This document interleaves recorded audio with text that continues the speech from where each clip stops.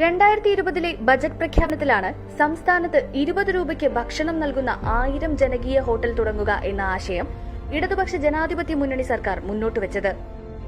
വിശപ്പ് രഹിത നഗരം എന്ന സ്വപ്നം മുന്നിൽ കണ്ട് നടത്തിയ പ്രഖ്യാപനത്തിന് 8 മാസങ്ങൾക്കിപ്പുറം ജനകീയ ഹോട്ടൽ കേരളത്തിന്റെ വിശപ്പകറ്റുന്നതിൽ ഏറെ മുന്നേറിക്കഴിഞ്ഞു.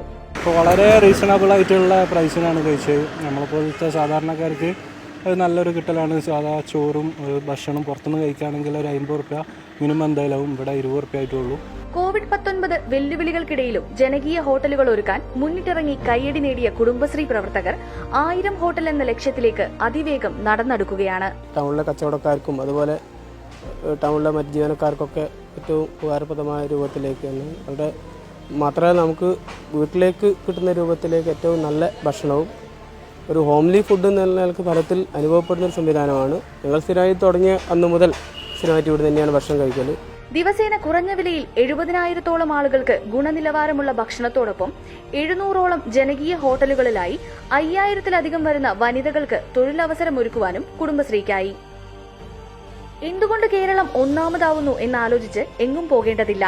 ചങ്ങരോത്ത് പഞ്ചായത്തിലെ വടക്കുംപാട് ജനകീയ ഹോട്ടലിലെ കുടുംബശ്രീ ജീവനക്കാരുടെ വാക്കുകളിൽ അതിനുള്ള ഉത്തരമുണ്ട്. COVID-19 സ്ഥിരീകരിച്ച സമയം മുതൽ കമ്മ്യൂണിറ്റി കിച്ചൺ എന്നുള്ള രാഷ്ട്രീയത്തിൽ കൂടെയാണ് ഞങ്ങൾ ഇവിടെ ഇത് ആദ്യമായിട്ട് തുടങ്ങുന്നത്. അത് അന്ന് നാട്ടിലുള്ള പാവങ്ങൾക്കെല്ലാം ഉച്ചഭക്ഷണം എത്തിച്ചു കൊടുക്കാനുള്ള രീതിയിലാണ് കമ്മ്യൂണിറ്റി കിച്ചൺ പ്രവർത്തിച്ചത്. അതിനോടനുബന്ധിച്ച് കമ്മ്യൂണിറ്റി കിച്ചൺ നിർത്തി കഴിഞ്ഞ ജൂൺ മാസത്തിൽ ഞങ്ങൾ ജനകീയ ഹോട്ടൽ സർക്കാരിൻ്റെ വിശപ്പ് രഹിത കേരളം പദ്ധതിയിൽ ഉൾപ്പെടുത്തി കമ്മ്യൂണിറ്റി കിച്ചൺ ഒഴിവാക്കി ജനകീയ ഹോട്ടൽ ആരംഭിച്ചു. ഈ നാട്ടിലെ ജനങ്ങൾക്ക് പാവപ്പെട്ടവർക്ക് നല്ല രീതിയിലുള്ള ഉപകാരമാണ്. വെച്ചാൽ പലർക്കും ഇപ്പോൾ സർക്കാരിൻ്റെ അരിയൊക്കെ കിട്ടുന്നുണ്ടെങ്കിലും കൂടി വെച്ചുണ്ടാക്കി കൊടുക്കാൻ ബുദ്ധിമുട്ടുള്ള വീട്ടിലേക്കെല്ലാം എത്തിച്ചു കൊടുക്കുന്നുണ്ട് ഇവിടുന്ന് ഭക്ഷണം. അത് ഇവിടുന്ന് വീട്ടിൽ എത്തിച്ചു കൊടുക്കുന്നുണ്ട്. പിന്നെ പണി സൈറ്റുകളിൽ അങ്ങനെ വാർപ്പ് പണി, റോഡ് പണി ഇങ്ങനെയുള്ള സ്ഥലങ്ങളിലേക്കെല്ലാം എത്തിച്ചു കൊടുക്കുന്നുണ്ട്. എല്ലാവർക്കും ഒരു ആശ്വാസം.